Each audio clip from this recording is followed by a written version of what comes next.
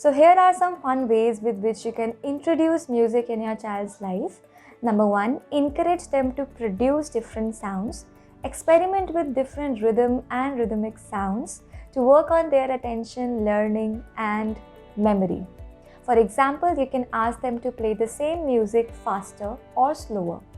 Number two, ask them to make a musical instrument with any object they see around them. Everything and anything has a potential to become a musical instrument. For example, a squeeze toy, a box full of coins, plates, spoons, and etc.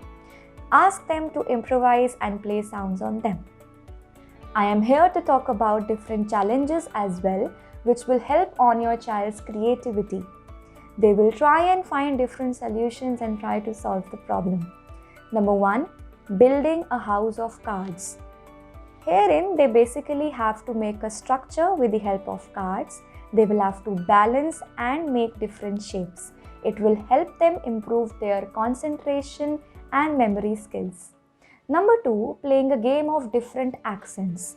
Herein, you can show them some different accents of different countries and ask them to repeat different sentences in the different accents they just heard. Thank you everyone for watching.